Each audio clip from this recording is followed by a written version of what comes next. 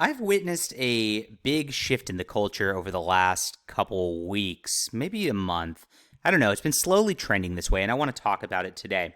But first, if you love my takes on culture, if you like the channel, if you like traditional culture, if you like fun fantasy, if you like high action, this Dryad Queen book is the book for you.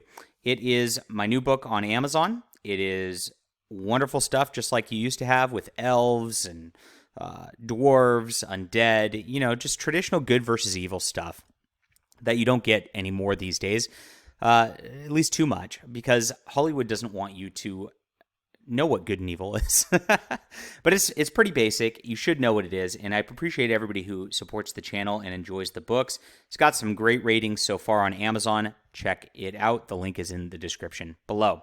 All right, I'm just looking at this. This is the Fast and the Furious 9, which is a movie that's come out a few weeks ago, and it's crushing 500 million worldwide, which is kind of crazy because in the pandemic era, people really don't want to go to movie theaters. They're streaming stuff at home. Even Disney launched Black Widow on their streaming service.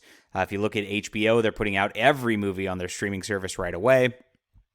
They know that the movie theater experience is kind of dead. I actually went and saw this in the movie theater because I actually like just doing that. It's nice to get out of the house and, get the little popcorn and all that. Feels good.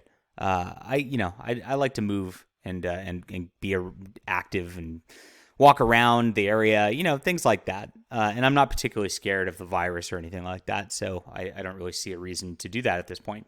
But I did, and it was a pretty elegant movie. But the first thing I noticed in it, because I keep an eye out for sort of the SJW content, the critical race theory, the LGBT stuff all over the place, I noticed that this movie was pretty devoid of that. In fact, there were several scenes which actually highlighted the Catholicism of the characters. There was a prayer scene in it. There was a strong theme, of course. There's a meme of the whole thing, family, throughout the entire movie. And it felt good on that level. I really didn't find anything that, other than a lot of violence, I might object to showing my children this. But it is a PG-13 movie. You expect some good explosions and things like that. Anyway, and I thought about this for a while, and I'm like, you know what? With this being so successful, even though the plot's kind of stupid, I'm not going to spoil it. It's popcorn entertainment. That's a good thing though, because Hollywood is giving us, at least through this, the popcorn entertainment we want, the fun we want, without trying to indoctrinate us, and that's a big shift in tone from what I've seen over the last couple of years.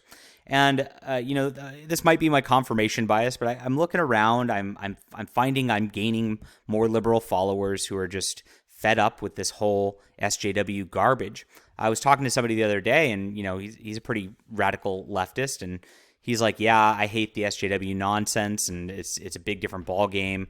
They just want to shame people. It's like they're the modern church lady sort of setup." And I'm like, yeah, that's very interesting that you're coming to that conclusion. And it's very interesting that I'm having a good discussion with somebody on that side of the aisle who is seeing that and doesn't want to have to deal with that anymore.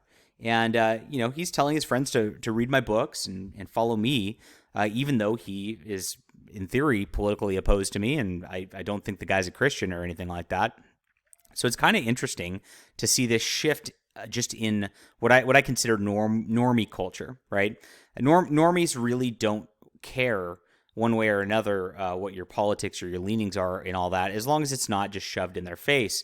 And I think they're finally starting to get the message all the way up and down the line that sort of thing and that sort of SJW politics that has been thrust upon us the last several years is just cancerous. I think the cancel culture thing has really run its course to a degree. Now, of course, before you put examples of otherwise in here, of course, there's always going to be a fight. The ride never ends if you guys are from the Gamergate variety. There's always a back and forth. It's never a 100 or 0-sum game.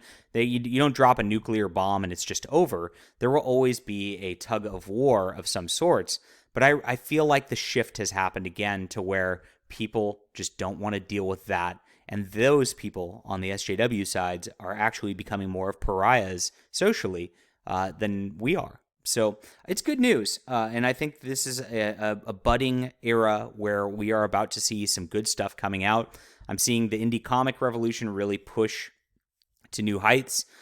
Books are almost entirely in science fiction, at least in fantasy, dominated by independents now. So New York is losing control. California is losing control. Washington, D.C. is losing control. And this is a good thing for all of us. I don't know. Is it just me, or have you noticed this kind of shift also, just in the tone and the way things feel in life? Let me know. I'd like to hear from you. Hit that like and subscribe button, and we'll be back soon.